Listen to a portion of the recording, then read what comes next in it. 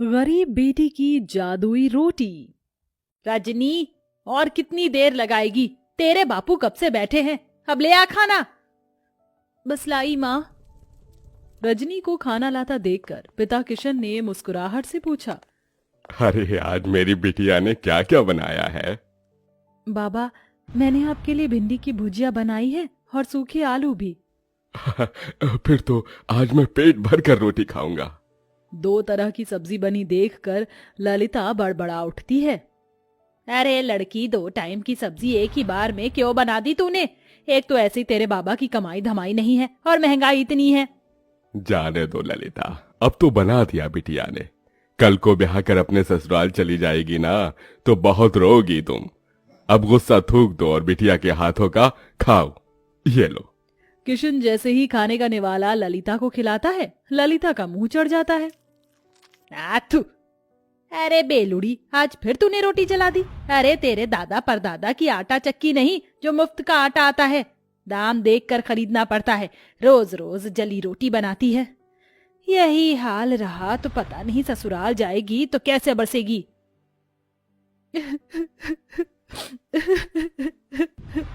अरे बिटिया, तू रो क्यों रही है? तेरी माँ तेरे भले के लिए ही कह रही है ना। मैं क्या करूं बाबा, मैं इतनी कोशिश करती हूँ गोल रोटी बनाने की, मगर आड़ी टेढ़ी बन जाती है और जैसे जब तवे पर सेकती हूँ तो आँच से जल जाती है। देख रजनी, कल तुझे देखने लड़के वाले आ रहे हैं। अच्छा खासा घर द्वार है उनका। मैं नहीं चाहती कि ये रिश्ता हमारे हाथ से जाए, समझी? अगले दिन सरस्वती अपने परिवार के साथ रजनी को देखने आती है। रजनी नजरें झुकाए हाथों में चाय नाश्ता लिए आती है।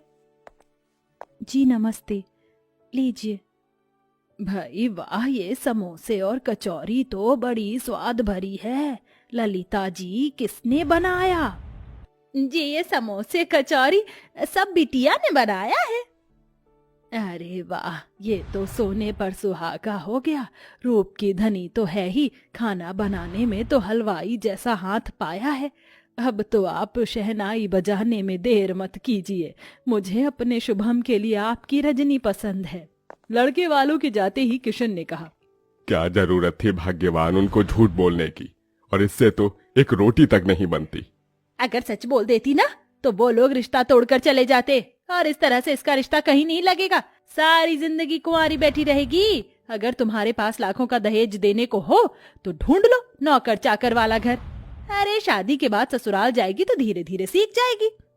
थोड़े दिन में रजनी ब्याह कर ससुराल आती है, जहाँ जेठानी चंद्रलेखा हुक्म चलाते हुए बोली, देवरानी जी, तुम पहली रसोई में मटर पनीर की सब्जी, छोले और मीठे में खीर बनाना, और पूरी की जगह पर रोटी बनाना।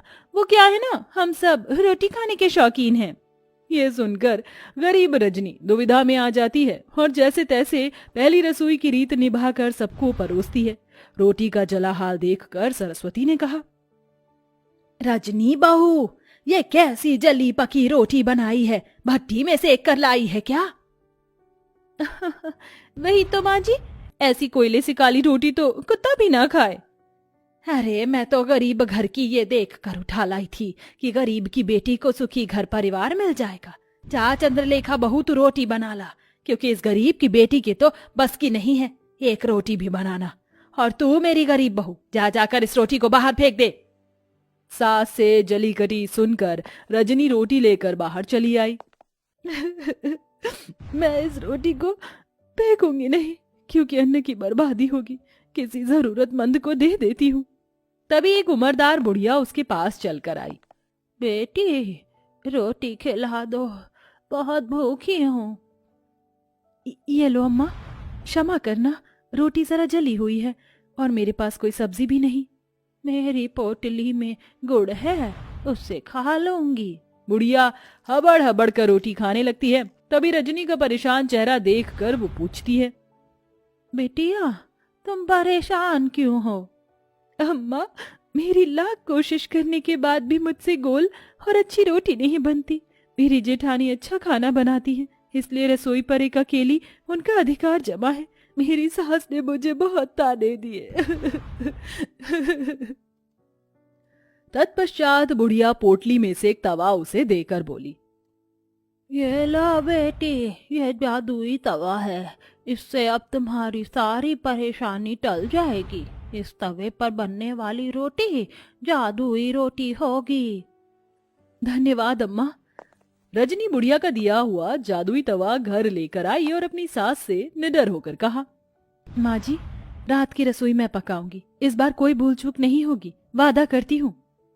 लगता है सवेरे की बेइज्जती से मेरी गरीब देवरानी का मन नहीं भरा, जो फिर जली कच्ची रोटी बनाकर नाक कटवाना चाहती हैं। देवरानी जी को एक मौका दे दीजिए माँ जी। ठीक है, मगर इस बार की रोटी भी तूने जली बुरी बनाई तो मैं तुझे कतई माफ नहीं करूंगी मेरी गरीब बहू। रजनी रसोई में लग जाती है। सब्जी तो बन गई, अब फटाफट से रोटी बनाती हूँ। रजनी जैसे ही चूल्हे पर तवा चढ़ाती, वह खरे सोने के समान चमचमाने लगता है। वह टेढ़ी मेढ़ी रोटी बेलकर तवे पर जैसे ही डालती है, रोटी जादू से एकदम गोल आकार की बन जाती है। अरे वाह, पहली बार मेरी रोटी एकदम गोल और प्यारी बनी है। ऐ मेरी जादुई रोटी, मैं चाहती हूँ कि तुम एकदम फूली बन जाओ।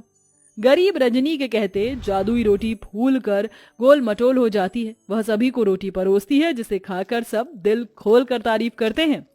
वाह रजनी बहू, तुम्हारी बनाई रोटी में अमृत जैसी मिठास भरी है। सचमुच रजनी, बिना सब्जी के भी रोटी बड़ी स्वाद लग रही है। सच में रजनी बहू, तेरे हाथ की रोटी खाकर तो जी ही नहीं भर रहा। जाने क्या जादूगरी भरी है तेरी इस रोटी में। धन्यवाद माँ जी। रजनी की तरफदारी सुनकर चंद्रलेखा भीतर ही भीतर जल भूल रही थी। सवेरे तो एकदम गुड़गोबर खाना बनाया था इसने, एकदम से ऐसा क्या चमत्कार हो गया जो मेरी गरीब देवरानी इतनी गोल फूली रोटी बना लाई। यूं ही दिन गुजरने लगे। तवे के सहारे रजनी ससुराल वालों को जादुई रोटी बनाकर खिलाती। सभी उससे खुश रहने लगे। एक दिन उसके माता पिता उससे मिलने आए। जी नमस्ते। समधन जी, समधी जी, आप दोनों आइए ना। रजनी बहू, देख तो कौन आया है। अपने गरीब माता पिता को देखकर रजनी की आंखों में आंसू छलक आए। माँ, बाबा, कैसे हैं आप?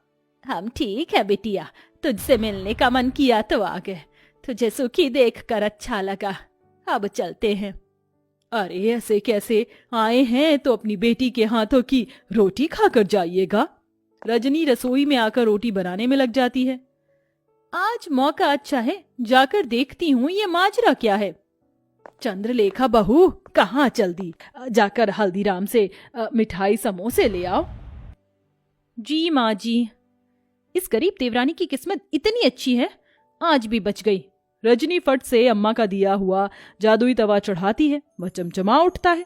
रजनी बेली हुई रोटी तवे पर डालकर कहती है, ऐ मेरी जादुई रोटी, खूब फूलो फलो। ये कहते ही चमत्कार से जादुई रोटी तवे पर फुदक फुदक कर फूल जाती है। तभी माँ ललिता रसोई में आ जाती है। माँ, तुमने मेरी जान निकाल दी। अरे वाह रजनी, तू तो बड़ी अच्छी रोटी बनाने लगी। तभी जादुई रोटी खुद पर इतराई और कहा, वो तो बनी ही थी, हम जादुई रोटी जो है। ये रोटी बोल रही है? हाँ माँ, क्योंकि ये सब जादुई अनोखी रोटी है। रजनी अपनी माँ को बूढ़ी अम्मा के बारे में सब बताती है, जिसे रसोई के बाहर कान लगाए खड़ी उसकी जेठानी चंद्रलेखा सुन लेती है। अच्छा जी, मेरी गरीब देवरानी की बनाई रोटी जादुई है, अब तो इसका पर्दाफाश मैं करूंगी। हाँ। चंद्रलेखा एक आदमी को पैसे देती, जो भिखारी का भेष धरे उसके दरवाजे पर आता है। बहन, 2 रोटी खिला दो, भूख लगी है, दया करो। रजनी को उस पर दया आ जाती है। ठीक है भैया, जरा देर ठहरो, मैं रोटी लाती हूँ। रजनी रसोई में आकर रोटी बनाती है। जल्दी जल्दी से रोटी बेलकर तवे पर डालती हूँ। वो बेचारा भिखारी कितना भूखा था। चलो मेरे प्यारे तवे, जल्दी से मुझे जादुई रोटी बनाकर दे दो। इतने में चंद्रलेखा सरस्वती को लेकर रसोई में आ जाती है, जहाँ बेलन खुद ही चल रहा था और जादुई रोटी अपने आप ही बन रही थी। देखा सासू माँ, मेरी ये गरीब देवरानी जादूगरी जानती है। पता नहीं क्या टोना टोटका कर रही है, जो रोटी खुद ही बन रही है। नहीं नहीं माँ जी, जेठानी जी मुझ पर झूठा दोष लगा रही हैं, ये सच नहीं है। अरे मैं जो आंखों देखी देखूंगी उसे ही तो सच मानूंगी ना। रजनी बहू, तू डायन तो नहीं? नहीं माँ जी, अपनी सच्चाई का सबूत देते हुए रजनी जादुई रोटी और तवे के बारे में सब बता देती है, जिससे दूध का दूध पानी का पानी हो जाता है। इसके साथ तवे का जादू भी चला जाता है। चंद्रलेखा बहू, तुमने जलन और बैर में रजनी बहू को गलत दिखाया, और रजनी बहू तो क्या हुआ जो इस तवे का जादू चला गया। अब तुम्हें रोटी बनाना तुम्हारी सास सिखाएगी। माँ जी, रजनी रोते हुए अपनी सास के गले लग जाती है और बड़े चाव से ना केवल रोटी बनाना बल्कि सब कुछ बनाना सीख लेती है।